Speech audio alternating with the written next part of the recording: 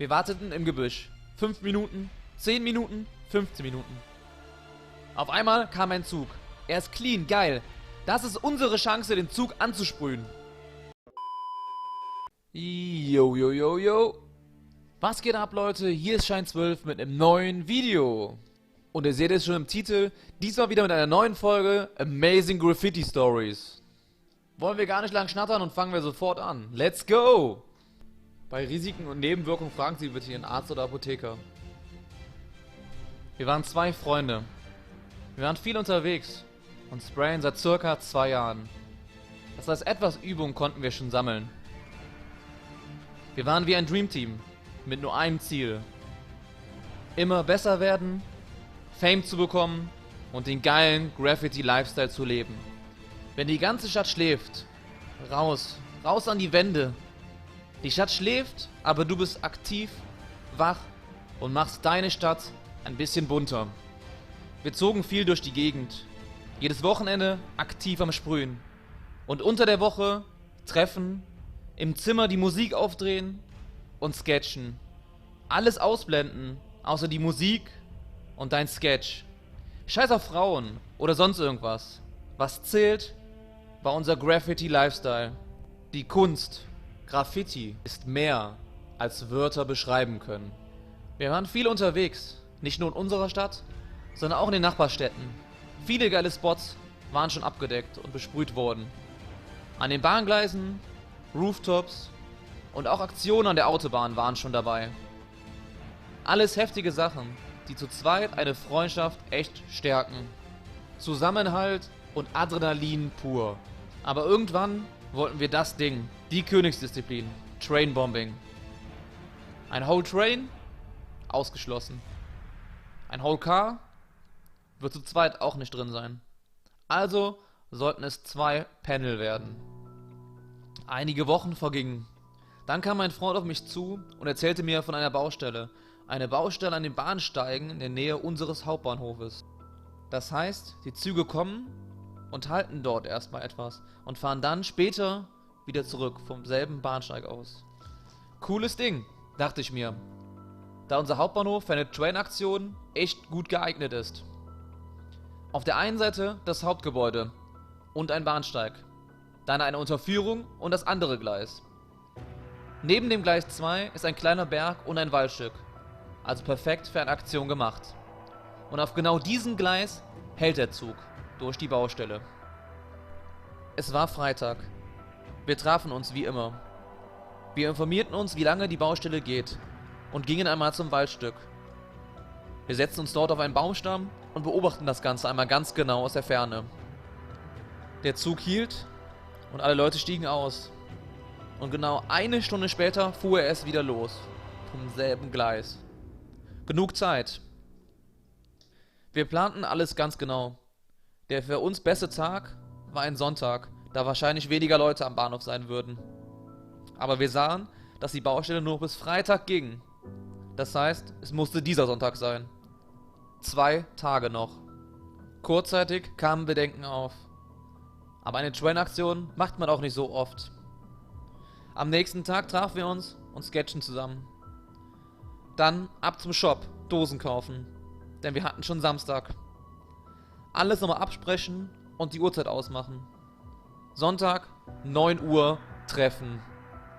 Am Abend vorher packte ich schon meine Sachen zusammen. Meine Sturmhaube, meine Dosen, die Caps, die Kamera, meine Handschuhe und Wechselsachen. Natürlich entfernte ich vorher noch alle Fingerabdrücke von den Dosen und ging alles einmal im Kopf durch. Der Wecker klingelte und ich war schon ziemlich spät dran. Ich musste mich beeilen, um pünktlich beim Treffpunkt zu sein. Wir trafen uns und checkten erstmal ab, ob wir alles dabei hatten. Wir kontrollierten alles nach. Dann gingen wir von hinten in das Waldstück rein. Wir gingen durch das Waldstück und setzten uns an einen Baumstumpf. Von da aus konnten wir alles beobachten. Und ein Zug stand schon da, aber 2 Graffitis waren schon drauf. Von einer sehr bekannten Crew aus unserer Gegend. Eine sehr bekannte Crew. Loslegen oder noch warten?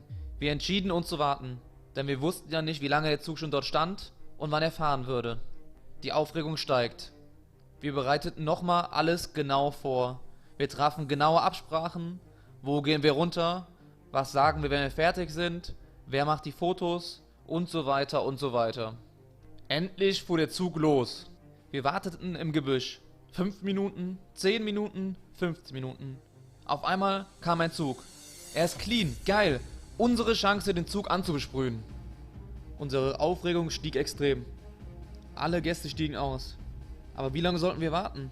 Keine Ahnung, aber lieber zu lange als zu kurz. Jede Minute verging wie eine Stunde. Wir schauten auf die Uhr.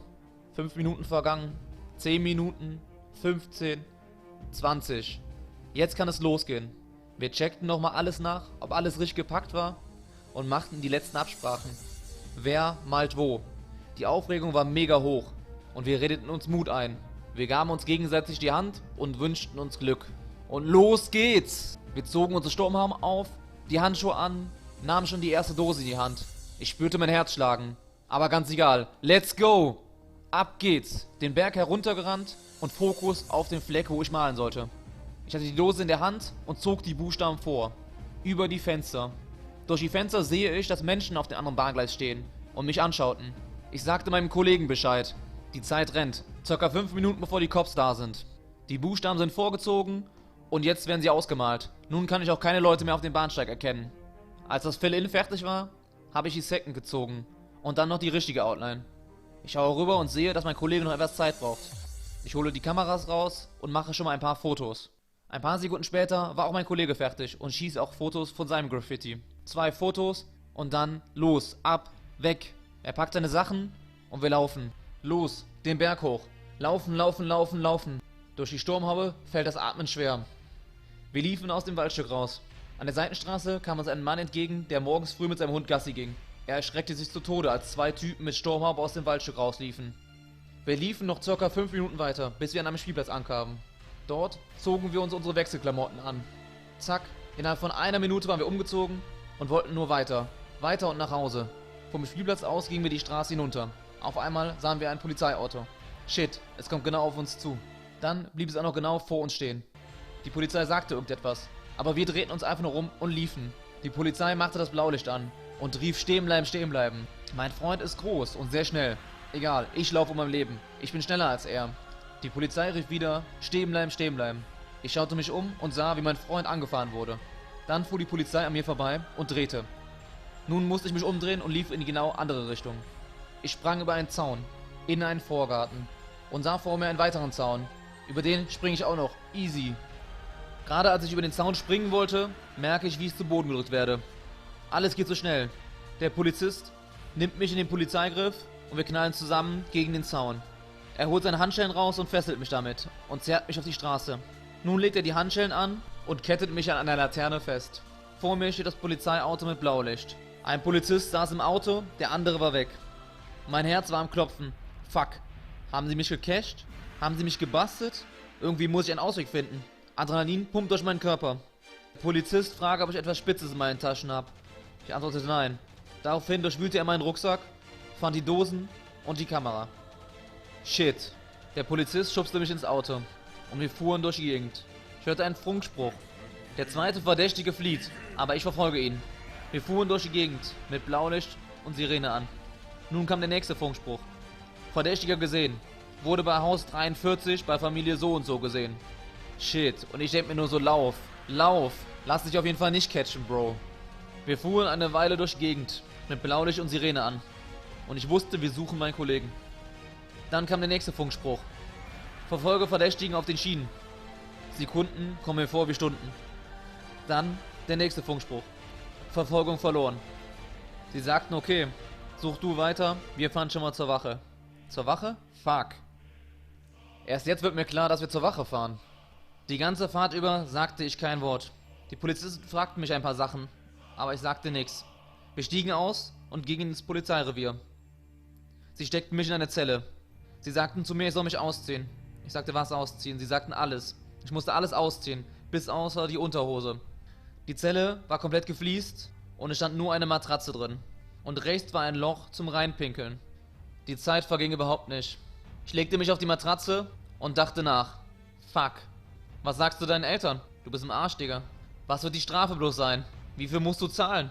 5, 10 oder 15.000? Digga, du bist im Arsch. Ich hatte viel Zeit zum Nachdenken. Circa 3 Stunden saß ich in der Zelle und dann bekam ich meine Sachen wieder.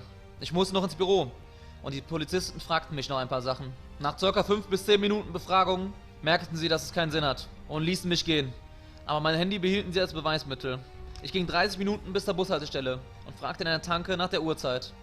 Dann stieg ich in den Bus ein. Ich wusste überhaupt nicht, was ich denken sollte.